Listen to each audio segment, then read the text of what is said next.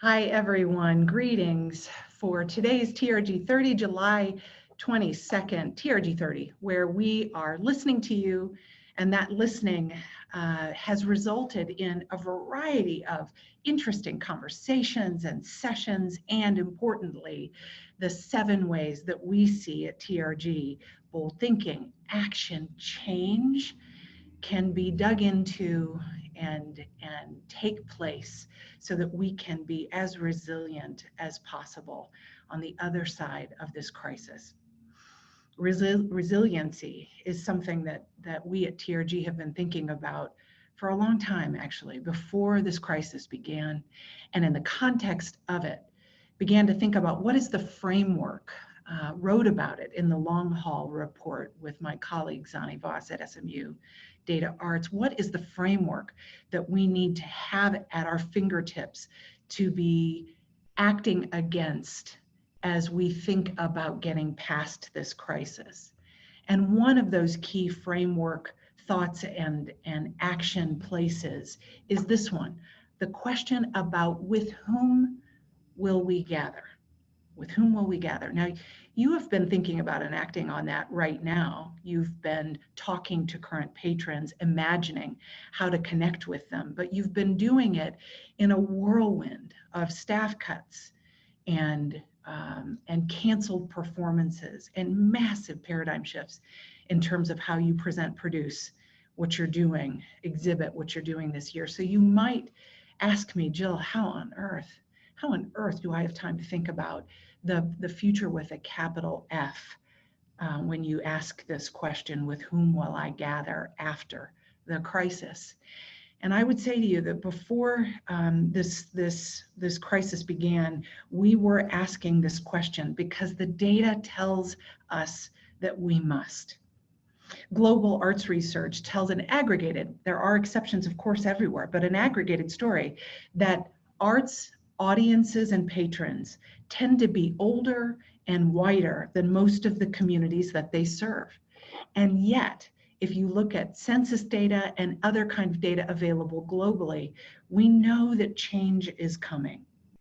In the US by 2060, the population that describes itself as white or Caucasian is projected to decrease by 20% by 2060. By 2040, in just 10 years, that'll be plus or minus 10%. The same is true in the UK.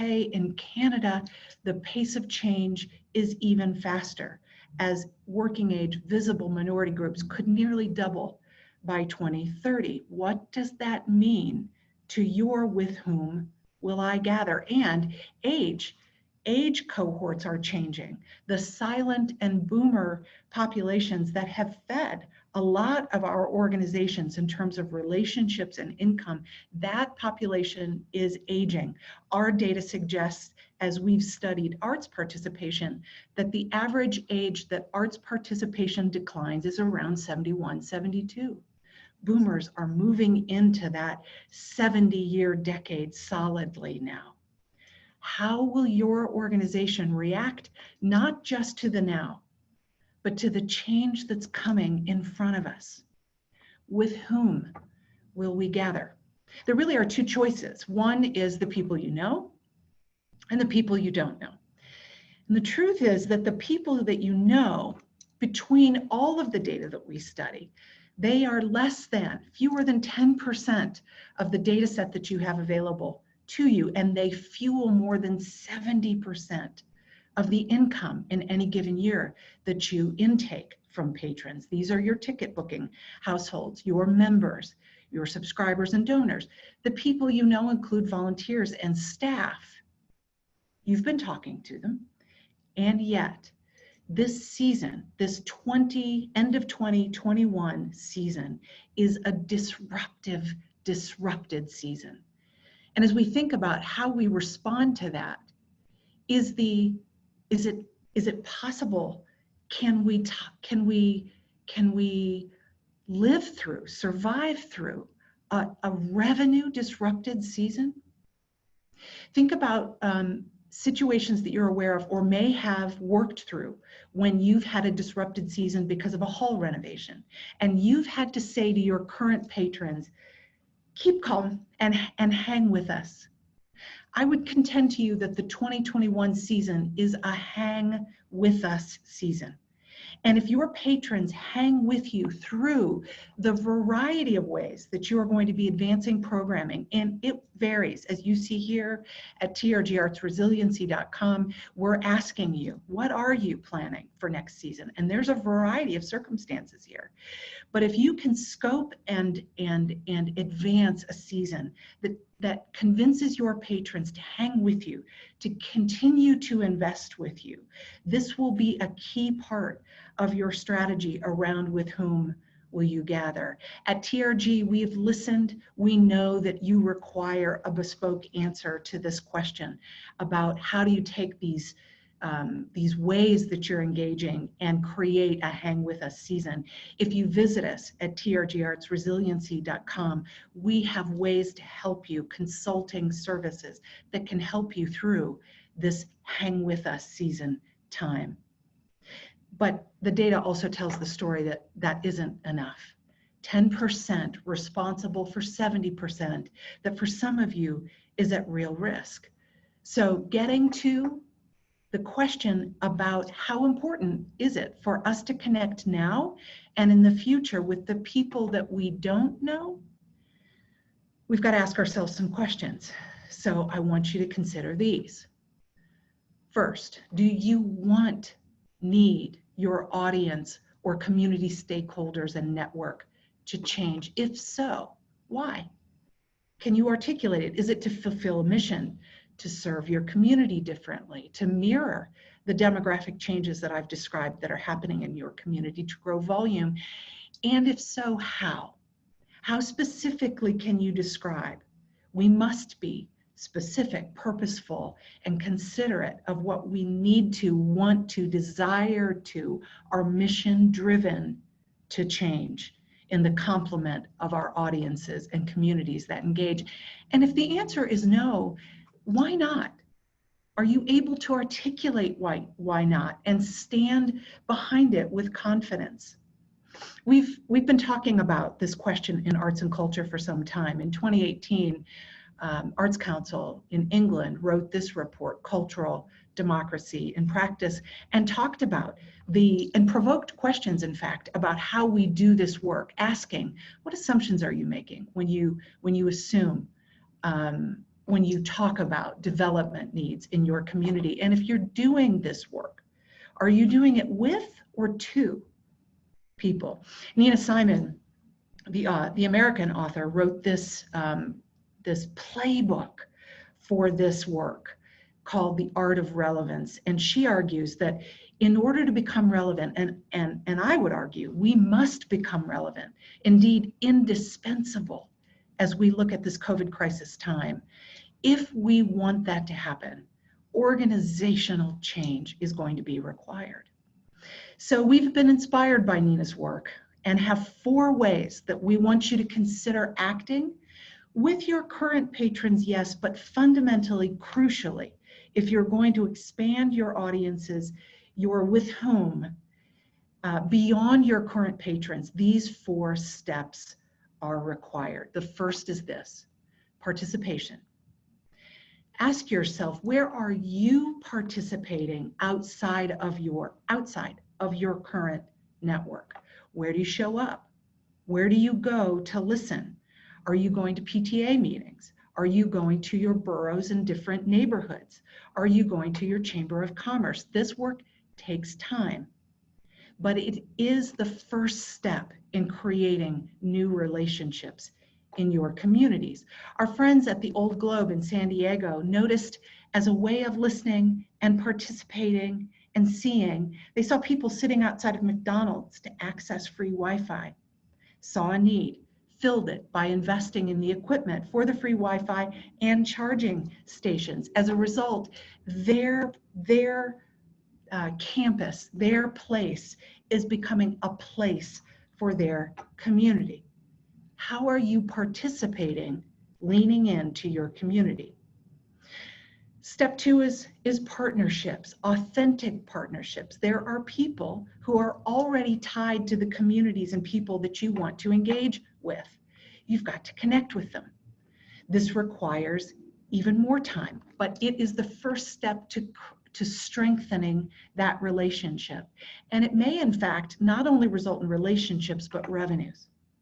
The Mann Center in Philadelphia, their education and community engagement department launched the Music Room, which is online comprehensive curriculum for kindergarten through fifth grade students here in the States.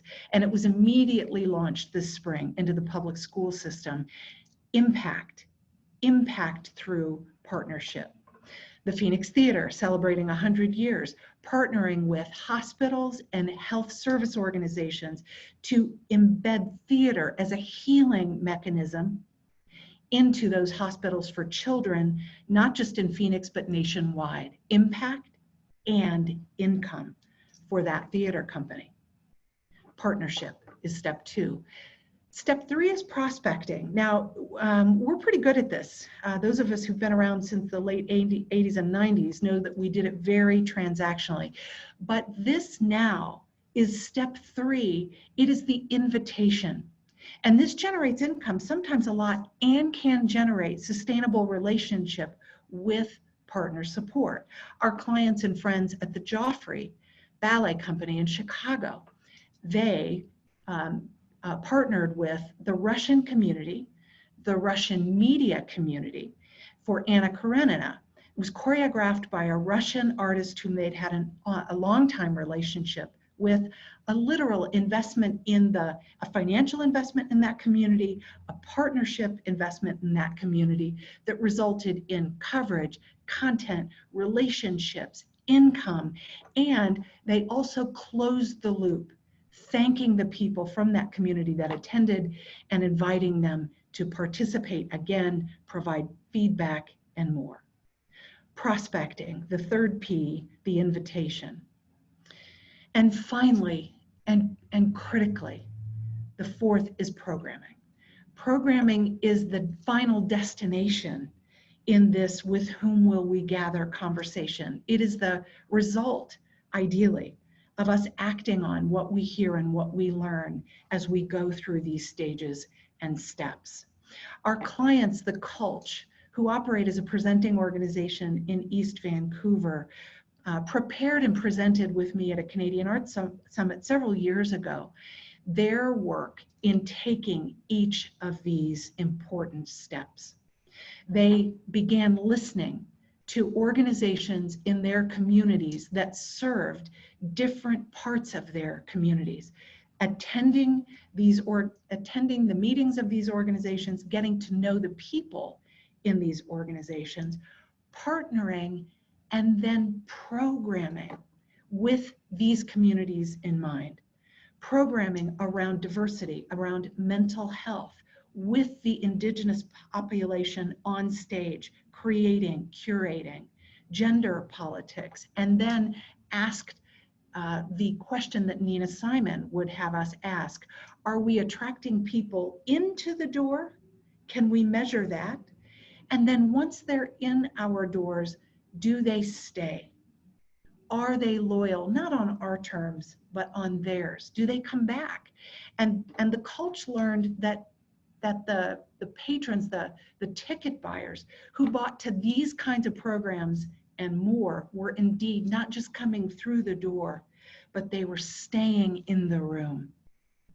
Staying in the room. With whom will we gather? Our current patrons, yes, we must create ways for them to hang with us and incentives for them to hang with us through and beyond into the 21-22 season, but also we must gather with people we haven't before. And there are steps we must take to evaluate this need. So these are them. First, gather your team. Put artists at the center of this conversation, also your staff, board, volunteers, and then answer the question, do we want our audiences, our stakeholders to change? If so, let's research and articulate and plan. And if not, let's be clear. Our database already reflects our community. We are confident and proud and excited about that. Be clear in that. And then if you are planning to expand or connect with patrons in real ways, do take these 4 steps. Participate in the communities, partner authentically, prospect and invite, and ultimately consider how we can program. I see Stephen, which means it's time for questions and dialogue. I look forward to that. Hi there, Stephen. Nice to see you today. And you, Jill. And you, Jill. There's some good questions coming in already. Thank you for sharing so far. The first one I'd like to take really is around the current challenges around budget cuts and lower than normal staffing. Mm-hmm. So what low cost or no cost ways can we reach out and make these partnerships? Well, the cost is time. This first step is participation and partnership. When we do recovery summits, Stephen, you and I, we talk about this question, with whom will we gather? And I frame it in the context of something I've learned about called a 15% solution. It basically says we can't eat off this elephant in its entirety. It's overwhelming, and we don't have the resources, time, or money to do everything right now. What's the 15% solution we could take? And I am stealing from the answers that I've heard from executives around the globe who've said, I can talk with my staff team and board about the people that we want to connect with. I can then take one step, make one phone call, and learn about a meeting I should attend. And I can go to that meeting and I can listen with masks, virtually too, and learn about the communities, the dialogue, the needs. And then I can begin to start a relationship that plans for when I do start to recover, when I do have the resources again, or we begin to grow them. So taking those first steps are simple but powerful. Jill, there's a clarifying question around your programming point number 4, which talks about, which asks very specifically, what should we do here? Should we program to reflect our community's needs? Yes. and it's not as simple as that, is it? We lead nonprofit mission-based institutions. And there's a polarity. If you're familiar with the concept of polarity, polarities are not either or. It is both and. And so as you consider with your artists, I sure hope it's with your artists, talking about what is it artistically that we want to showcase, that we're inspired to do, that is about the art. What is it that we want to exhibit that we think will challenge and show our community new things and create new experiences for them that comes from inside us? That, of course, is part of the mission. And if we intend on growing community beyond our existing, or if we desire to connect and be the kind of organization, or be the organization that our communities fight to keep, they fight to keep, then the answer must be yes. The answer must be part of what we do on this polarity. Part of what we do is about meeting your needs, whether they're educational needs or healthcare needs, or needs to see me as a woman on stage, or me as a person of color, me as an Indigenous person, me as a physically challenged person. If those are the needs, then you'll have to decide. But I think I would argue we must meet them on our stages and in our exhibit halls. That's prompted a lot of questions that have come in as you were speaking there, Jill. And Michael, thank you, Michael, for your question. Michael's asked, how do we align the long lead time for artistic planning with the timeline for these 4 steps? Yeah. I think we start now. We start now, and we communicate our intention. So if we have a 2-year or a 3-year planning cycle, I think about some of your business models, and it can be that long. Mm. All of us are being challenged to communicate with intention and authenticity right now. In the context of this crisis, as a leader, we've got to describe not only how we want to inspire our communities and patrons to hang with us and why, but why it matters that we stay here, engaging in that conversation, and then saying, we hear you. We hear you. Let's just take a hyperbolic example. We hear you that we have not met your needs at all, community. And so here's the steps we're going to take to start to create change. And we believe it's going to take 3 years to do that. But we're going to describe for you how that process is unfolding. We're going to describe for you and involve you in those changes that we're making. And if we do that right, there's a crescendo of anticipation that's built as we together look toward a future that we're building together. So this is long-term planning too here, and another polarity, well, in a sense of polarity, we've got also this long haul planning of asking our patrons to hang in there with us as well, right? And Doug asks an interesting question around this, where he talks about the most recent Shuggle research indicating that most people are very wary of attending live performances before summer 2021. Yep. And that's a long time to ask people to hang with us. It is indeed. What can we do as a sector to fund and support the demand for creative programming and engagement over this long haul? This is the question. In fact, we are planning, Doug, to have a TRG 30 that integrates some of these answers, and the sector, you all need answers to this now that we want to help you solve. But the question that I would ask is, if you get your artistic and staff teams together and look at the next 12 months of activity, shake out every single idea you've got that you could be doing. Some of it may be live by next April or May.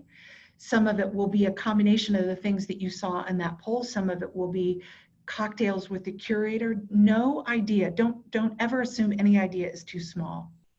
Put that on the y-axis in an Excel table, and then imagine how that calendarizes out. Imagine which segments of your patron base would be interested in that, and put a value to that. Is that a 200-pound value? A $500 value? And how does that compare to how your patrons are invested in you in any given season?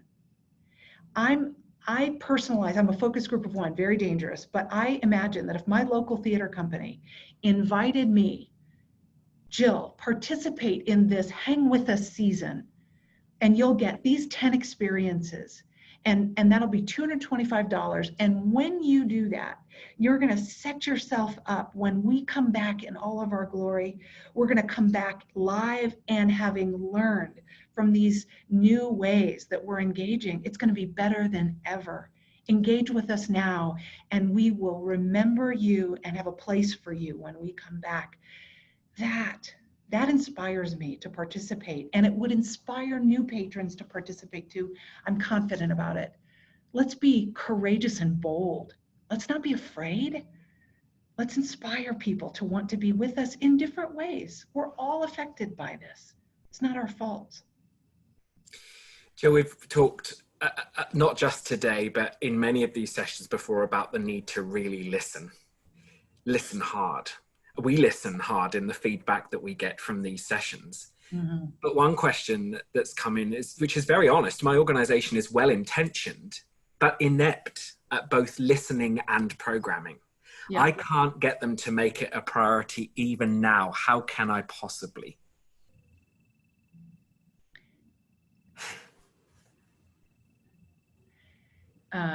Well, I'm dying to know what the staff position is, or what the role is of the person who's asking. Well, we have a lot of questions like this, don't we? Which often is a question of, how am I upwardly encouraging change? Yeah. Well, isn't our answer almost always, Stephen, about using data? And so I'm struggling right now because it's like, if there isn't incentive now for change, when will there be? And I feel that tension in this question. And yet there is data in your own database that would tell you who's participated and who you're missing. There's data if you participate in the COVID sector benchmark. It will help you get a sense of how your organization is participating in the context of your nation, your benchmark group. Well, and I think also if we are asking these questions more often than not, you know, when we get back responses to these types of questions, when we go out there and ask, as we do, it's very easy to just see a wall of text, right, and not try and make some sort of sense around what you're hearing and put those into themes in order to look at it from a data standpoint. And so I wonder in those organizations, you know, how are you sharing and circulating that data amongst your team and breaking it down in a way that's digestible and actionable? We're close to time, so let's 60-second question.